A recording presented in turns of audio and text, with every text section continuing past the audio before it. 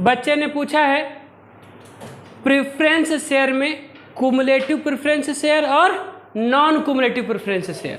आराम से समझें, कुमुलेटिव प्रेफरेंस शेयर और नॉन कुमुलेटिव प्रेफरेंस शेयर। अच्छा, प्रेफरेंस शेयर के टोटल टाइप्स कितने होते हैं? 8।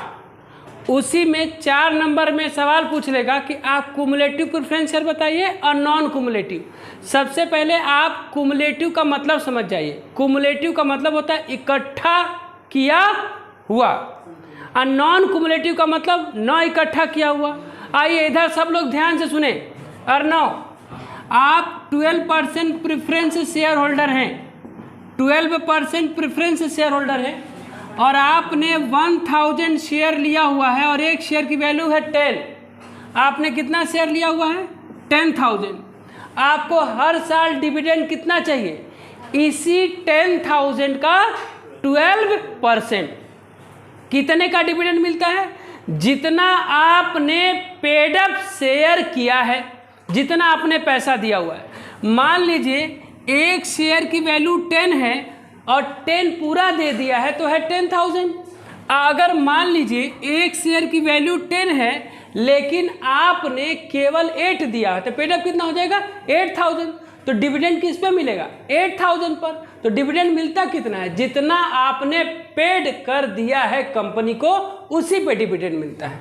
तो डिविडेंड किस पे मिलता है? कंपनी के प्रॉफिट पर कि आपके दिए हुए पैसे पर? आपके दिए हुए पैसे पर।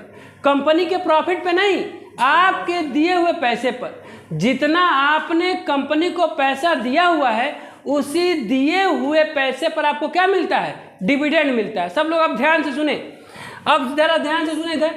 2015 में कंपनी को लॉस हो गई, 2016 में फिर अगेन कंपनी को लॉस हो गया, और 2018 में कंपनी को प्रॉफिट हो गया।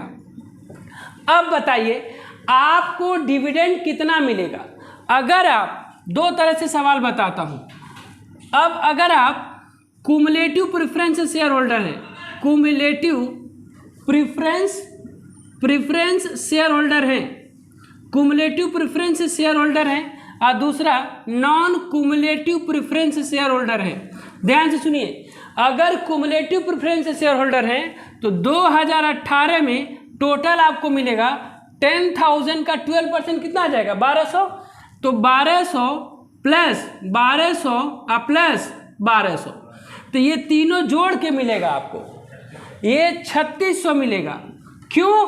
क्योंकि कुमुलेटिव प्रेफरेंस शेयर होल्डर है। आप कुमुलेटिव में बताया गया कि आपको एक्युमुलेट इकट्ठा करके दिया जाएगा। अगर कंपनी के पास सफिशिएंट प्रॉफिट है तो आपको 3 साल का प्रॉफिट जोड़ के डिविडेंड इस साल मिल जाएगा। और नॉन कुमुलेटिव है तो 2018 में देखिए 16 में 15 में लॉस हो गया है तो कुमुलेटिव रहेंगे तब भी नहीं मिलेगा, नॉन कुमुलेटिव रहेंगे तब भी नहीं मिलेगा। 2016 में लॉस है, कुमुलेटिव है तब वो नहीं मिलेगा, नॉन कुमुलेटिव है तब भी नहीं मिलेगा। मिलेगा कब? ये 2017 है। तो 2017 में क्या मिलेगा?